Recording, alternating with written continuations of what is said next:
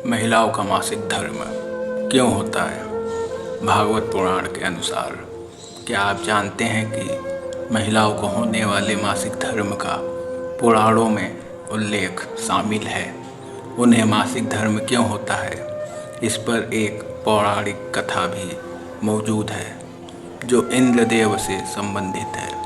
भागवत पुराण में वर्णित एक कथा के अनुसार एक बार बृहस्पति, जो देवताओं के गुरु थे, वे इंद्रदेव से काफ़ी नाराज हो गए। इसके चलते असुरों ने देवलोक पर आक्रमण कर दिया और इंद्र को अपनी गद्दी छोड़कर भागना पड़ा। असुरों से खुद को बचाते हुए वे सृष्टि के रचनाकार भगवान ब्रह्मा के पास पहुँचे और उनसे मदद मांगने लगे।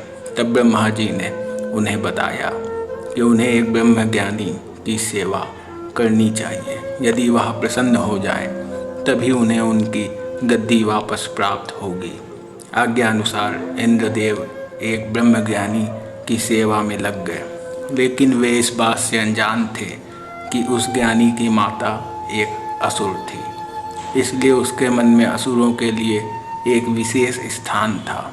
इंद्रदेव द्वारा अर्पित की गई सारी हवन की सामग्री जो देवताओं को चढ़ाई जाती है, वह ज्ञानी उसे असुरों को चढ़ा रहा था। इससे उनकी सारी सेवा भंग हो रही थी। जब इंद्रदेव को सब पता लगा तो वे बेहद क्रोधित हो गए और उन्होंने उस ब्रह्म ज्ञानी की हत्या कर डाली। एक गुरु की हत्या करना घोर पाप था, जिस कारण उन पर ब्रह्म हत्या का पाप आ गया। यह पाप एक भयानक राक्षस के रूप में इंद्र का पीछा करने लगा। किसी तरह इंद्र ने खुद को एक फूल के अंदर छुपाया और 1,00,000 साल तक भगवान विष्णु की तपस्या की। तपस्या से प्रसन्न होकर भगवान विष्णु ने इंद्रदेव को बचा तो लिया, लेकिन उनके ऊपर लगे पाप की मुक्ति के लिए एक सुझाव दिया। इसके लिए इंद्र को पेड़, जल, भूमि और स्त्री को अपने पाप का थोड़ा थोड़ा अंश देना था। इंद्र के आग्रह पर सब राजी तो हो गए, लेकिन उन्होंने बदले में इंद्रदेव से एक वरदान देने को कहा। सबसे पहले पेड़ ने उस पाप का 1/4 हिस्सा ले लिया, जिसके बदले में इंद्र ने उसे एक वरदान दिया। वरदान के अनुसार पेड़ चाहे तो स्वयं ही अपने आप को जीवित कर सकता है।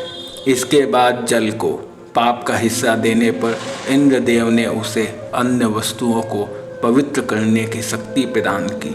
यही कारण है कि हिंदू धर्म में आज भी जल को पवित्र मानते हुए पूजा पाठ में इस्तेमाल किया जाता है। तीसरा पाप इंद्रदेव ने भूमि को दिया। इसके वरदान स्वरूप उन्होंने भूमि से कहा कि उस पर आई कोई भी चोट हमेशा भर जाएगी। अब आखिरी बारी स्त्री की थी। इस कथा के अनुसार स्त्री को पाप का हिस्सा देने के फलस्वरूप उन्हें हर महीने मासिक धर्म होता है, लेकिन उन्हें वरदान देने के लिए इंद्र ने कहा कि महिलाएं पुरुषों से कई गुना ज़्यादा काम का आनंद उठाएंगी। इस दौरान वे ब्रह्म हत्या यानी कि अपने गुरु की हत्या का पाप धो रही होती हैं। इसलिए उन्हें अपने गुरु तथा भगवान से दूर रहने को कहा जाता है। यही कारण है कि प्राचीन समय से ही मासिक धर्म के दौरान महिलाओं को मंदिर जाने की मनाही होती है। इस कथा से संबंधित अगर आपका कोई प्रश्न हो तो कमेंट बॉक्स में आप कमेंट कर सकते हैं।